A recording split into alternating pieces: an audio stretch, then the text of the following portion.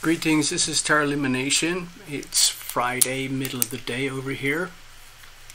Just felt I needed to report in for a few things. Obviously, I'm going to mention the astrology. I'm not going to get too personal. I'm going to do one of my mini rants about the global macroeconomic political stuff. Just for my own clarity, but also to pass on what I'm sensing, okay? Let me go over here. I already made a few notes. Let me start from the top here. I don't know where you get your information from, but I scour the world for sources. All sorts of different things. Al Jazeera news, Canadian news, German, French news, news from India, and so on, as well as America. One thing I'm noticing very, very prominently is China. It is imploding internally. Their whole economy, their society, their culture, their health, their environment, it's imploding. It's catastrophic to see what's happening there. At the same time, the leadership is more or less exploding externally. In other words, the leadership of China is pumping out this massive aura of power and control and world domination, which is the intention of the leaders of that country. My feeling is that just like what happens like with bullies and thugs in a bar fight or any situation where when you get to a point where the bully is actually starting to fall apart, they become more belligerent, more violent, more maniacal in their intention to prove and dominate with whatever their agenda is, whether it's just trying to beat up a local person in a bar or destroy a whole country or exploit or abuse in sick ways. China is very, very sick, okay? I like to look at Saturn in Pisces for this regard. We're still in the early degrees of Saturn in Pisces. We've got another 2 years to go. So however bad it is in China right now, it's going to get worse and worse and worse over the next few years, which I believe is going to trigger even more explosive behavior externally over the next couple of years. Translation, oh, maybe that looks like, South Pacific War. So in response, and because of observation, there's a lot of momentum between different populations that are not very thrilled about the idea of China trying to take over the whole of Southeast Asia and the rest of planet Earth. China is also failing miserably, actually catastrophically, in its massive Belt and Road Initiative, because it's all based on debt and a debt trap policy, but it's not working. Now, on the other hand, China has a very large economy, so they are continuing to roll like a massive boulder that still has a lot of momentum, even though the boulder is becoming very unstable and falling apart. And there are a lot of people across Earth who are starting to realize, actually, I'm not sure I really want to have anything to do with China. And even the Chinese people are starting to feel the same way. There's so much money and so many people trying to get out of China, which basically exacerbates the problem that China is having. It's really, really tragic. I mean, there are millions and millions and millions of people there whose lives are being completely crushed. Over here, good old USA, I've made a few notes. We're starting to witness the extreme polarization. Again, I like to look at Pluto in Capricorn. At the 29-degree point, the degree of desperation, and that degree is in very, very tight, hard square with the nodal axis. Now, There's no planets on the nodal axis, but if you pretend or imagine that the nodal axis has characteristics of planetary influence, like Jupiter and Uranus and Mars, they have gravitational fields and magnetic, electromagnetic influence on the solar system and on planet Earth. And the North Node is felt very much the same way in our physical bodies. So when you look at it like this, right now, at this very moment in time, we have a very slow-moving, extremely painful T-square. If you look at this point here, Pluto in Capricorn, 28, 29 degrees, it would be the degree of desperation where I would call it the globalist world elites, a tiny number of people, are becoming desperate to hold on to their power and to even to expand their power and control and lust for money across planet Earth. They can't help themselves. That would be characteristic of the unhealthy expression of Pluto 28 degrees, and especially its retrograde right now. So what I am witnessing is that the globalist elites, a small number of people, we've named them before, they are acting out in ways that I see as desperation. The most obvious example is their desire to propagate what's called a CBDC, a central bank digital currency, across the world for each country.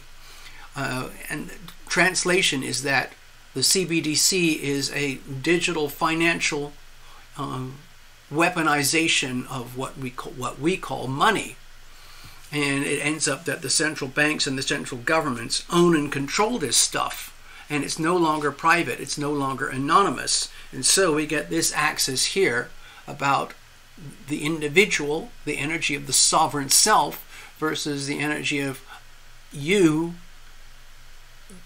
the person, intermingled, intertwined with other people. And that would include anyone that's not you, especially your relationship with perhaps money or financial institutions and so on.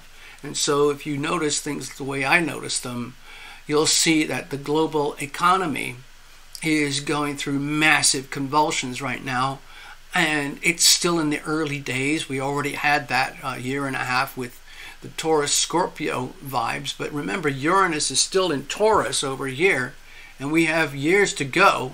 And that's going to just trigger even more financial convulsions across Earth, especially when Jupiter and Uranus conjoin right around here. So the vibe about this axis here is to understand that you, the individual, have the right, the duty, the obligation, the opportunity to become your sovereign self, as opposed to a slave or a participant in a slave system. What are you going to do about it? Are you going to choose to remain enslaved? Or are you going to choose to find a way out to maintain and secure and attain freedom so that you can be you, your sovereign self? Mars, Aries, first house energy. That is the journey, that is the path, that's the direction for the whole of humanity. All of us, we the people, 8 billion people, trying to escape the clutches of a couple of thousand maniacs. All right, let's keep going.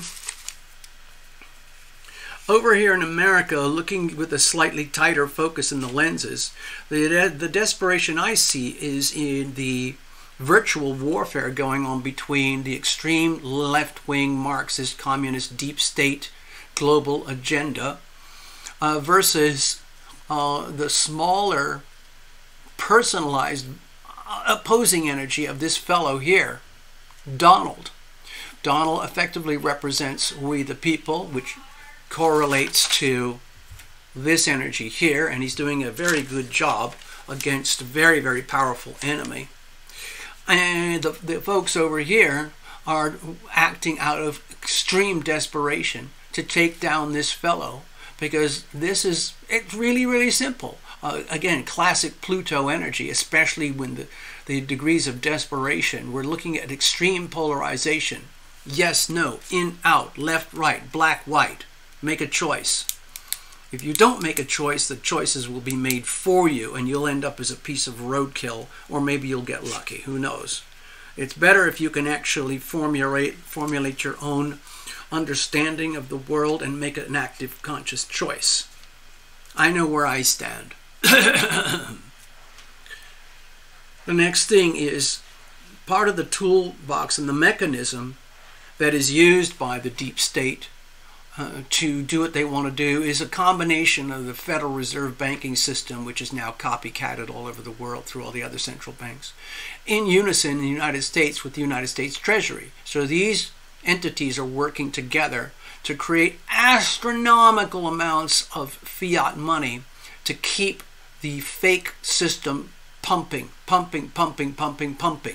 And so long as if you are one of the ones who's deeply invested in the fake system, then you will see, things like the Dow Jones Index continuously going up and up and up. Yeah, it gets bumpy, but effectively it just goes up like this. And coincidentally, the monetary supply goes like this. So it's almost like you don't have to be a genius, but the way the mechanism works, without going into detail, is that the mechanism of these folks here printing fake money to infinity allows them to basically extract real money from you, the person. And they send it gets sent over to the stock markets, the BlackRocks, the Vanguards, the Berkshire Hathaways, the State Streets, and all the big MSCI type of entities. And meanwhile, there's a few people around the world, probably about 100 million, who are realizing this is not cool. So there's a lot of violence and protest and revolution happening across the world as people are waking up to the realization that what they thought or understood to be money is actually just a massive belief system that has become very corroded. And people are starting to yearn for something called real money, honest money. And so there's this increasing interest in things like Bitcoin, gold, cryptocurrencies, land, hard assets, owning tangible things of real value, including your skills and talents and resources that could perhaps even be bartered. Also, people are taking cash out of the banks because the banks are obviously showing their signs of fraudulent behavior, and people are doing things like prepping, buying food, storing food, buying equipment, survival tools, and all of that stuff. There's tons of stuff on YouTube about all that. When you take this energy here, China, USA, these are the two big polarizations that are so obvious to watch. But there are second and third degree and tertiary degrees of warfare. The warfare here is like sort of like a Cold War. It's a currency war, money versus money, fake money versus fake money. But that has ripple effects across the whole world because other countries are starting to feel the shock waves of this war here, China versus USA. And so we're seeing war in Europe, Africa, the Middle East, Asia, India, as these other populations strive to protect themselves from the elites and to try and restructure their world, their belief systems, their economies into something that's honest, genuine, and true. We might see something happen with cryptocurrencies in the next few years. Cryptocurrencies are getting really heavily bashed right now by the SEC. You might have noticed that. There's a fellow called Richard Hart, for example. He's getting bashed, but he is hyper resilient, and it will really have zero effect on him or the Hex community. We had a recent full moon. Probably know about that. The moon was in Aquarius, opposite Sun in Leo. I haven't made all my astrodoodles today because I'm just trying to do something really quick and informative and to get to a few points here. With the Leo Aquarius full moon, that was very pertinent to China because it exposed anything and everything that's very let's say, not working in China. China has a powerful Leo component and a powerful Aquarius component. And what we are seeing is the polarity between the two, and it's just like a mirror looking into a mirror, and the mirrors don't lie. And what the mirrors are showing and reflecting back to each other is that China is in very deep trouble. Of course, the ruling elites don't want to admit that. They're painting a very rosy picture using all their propaganda. But a lot of Chinese people just don't believe that anymore. One of the other aspects of the war between China and USA is to do with artificial intelligence. It's literally who is going to own and dominate all that stuff. There's so much more going on, I don't really know where to start. Oh, I've got another idea. Let me go over here just for a second. It might be very boring to you, but it's interesting to me, so I want to share it. You might know about a fellow called Tucker Carlson. He was really recently dismissed from Fox News. He was the big headliner at Fox News. Fox News ratings have gone ever since. And Tucker is going off on his own, creating new vibes, new content. And it just emerged today. It was just released today. Information shows that the morning, was it the morning or the evening, the day, well, it was basically the same day. On the day that Tucker Carlson was due to release a broadcast, so we're going back many weeks now, Tucker Carlson was due to release a broadcast about a fellow who was one of the top cops during the electoral event back in early January around the year 2020 with the number 6 involved. And it's still a very contentious subject today because it really literally exposed how bad things are in America. And what's coming out from this cop is the revelations on record that there was a whole lot of really dirty stuff going on in Washington at that time, including FBI agents permeating through the crowd that were, let's say, not exactly on the side of truth and honesty and justice. And so it was a very controversial report from this cop, because there are a lot of people who are compromised right now regarding this subject. So they don't speak, they don't talk about it, but this cop really doesn't have much to lose. He's already in deep trouble. So he decided to out about it anyway. So he told his story to Tucker, but the story never got out. But now the story is out. If you follow Tucker Carlson, you can find that story. It's very revealing. And you can't pull the story back, or else you can deny the story and just say it was made up.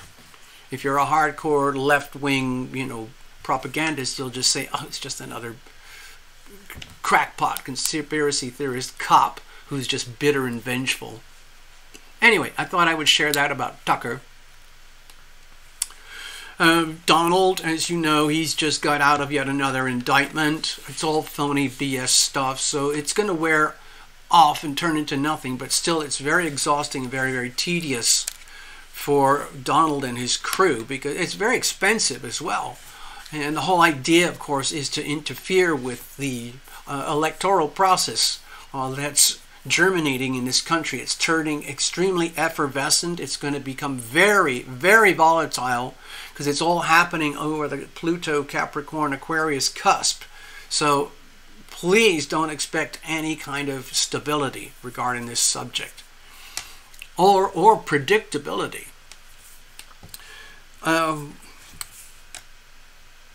There's so much more. Oh yeah, going back to Saturn in Pisces. That's the thing that I've been noticing a lot right now. Saturn in Pisces is at some very, very tight degrees, and it's been dealing with very hard oppositions between Mercury, Venus, and what was it, Mars, I think. Like a triple whammy opposing Saturn. And that happens to be astrologically very, very hard for China. Okay, Neptune is also in Pisces, which is very, very hard for China. Now, when you look at the macro scale, you think of the 12th house, Pisces, Neptune. The beauty of it is heaven, universal love, no separation between self and other, the ability to, do remote healing, the ability to receive the healing power of love through the ether. All these beautiful things. Things like the inspiration for art, poetry, writing, music, creative self-expression through the 5th house later on, and so on. Of course, these are such high ideals that the unhealthy expression is very, very sick. So it's very common for Neptune energy, Saturn in Pisces, Neptune in the 12th house, Neptune in Pisces, to manifest in unhealthy ways for a lot of people, a lot of situations. And that's what's happening with China. One obvious way of unhealthy expression of Neptune is leaking, the leakage, especially with coming to fluids and water, damage to rivers, oceans, lakes, skies, rain. And so in China, for example, they've been experiencing historically unprecedented rain and flooding. Beijing, Shanghai, major, huge cities, 20 million people a pop, just flooded. And it's because it's like they're fake cities. They look like cities from the outside, but they're built on flat, porous ground where the underground aquifers have been deleted. So the ground is very unstable. And what looks like cities are being flooded and inundated because the cities were built like fake. There's really no sewage systems, no drainage. Whatever else is there, it's very fake and non-functional. So when it floods at these astronomical levels and the water comes pouring in, there's nowhere to go. So it just fills up the streets, meters high, thousands and thousands of people dying, millions and millions of people homeless, crops destroyed, industries destroyed, families, animals destroyed. And it's not going to stop. It's getting worse. We've got another 2 years of this for China. It's very sad, very tragic for the Chinese people. And it's also very embarrassing for the Chinese government because they don't want the world to know how bad things really are over there. One last thing I want to mention regarding Saturn in Pisces at that particular, whatever it is, 8 degrees, plus the massive oppositions of Mars, Mercury, Venus. When I saw the charts the other day, about a week ago, I saw a lot of pain and suffering. If you think of the Virgo-Pisces axis, a lot of times it's associated with health and unhealth, disease plus health. So I'm going to wrap it up here. Anyway, what I noticed is that the intensity of the transits was getting very severe. And at the same time, I got notice that a dear friend, you've probably all heard of her, Path Traveler, had a massive heart attack. She ended up in a hospital. Family and loved ones came in to take care of her. She was holding steady. They found massive blockages in the heart and a tear in one of the valves. So the doctors were trying to figure out what to do. In the end, they thought, let's just give her a little bit of rest while we figure it out. She's been okay for a few days. She's still surviving on intubation and so on, but it's very fragile. Then, a few days later, I saw the charts. And what I saw was this massive, what I think of as like a dagger formation that was pointing straight on to Saturn and Pisces from all the Virgo energy.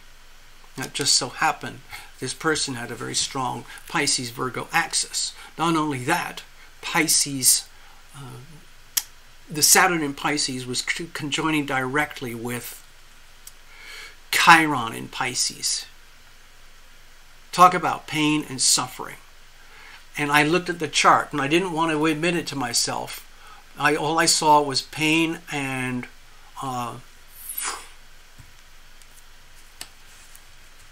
I was communicating directly and indirectly, trying to stay optimistic. But when I looked at the chart, I felt to myself, I don't see a way out of this. I see death. And that's what happened. So it's very sad.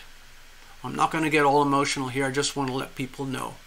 Path Traveler was a very, very much loved character here in our community. I'm sure all of you know her.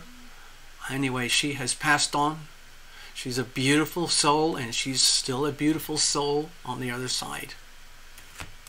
Heaven awaits. Okay? Bye-bye, everybody. I got to stop this and send it out now. Bye-bye.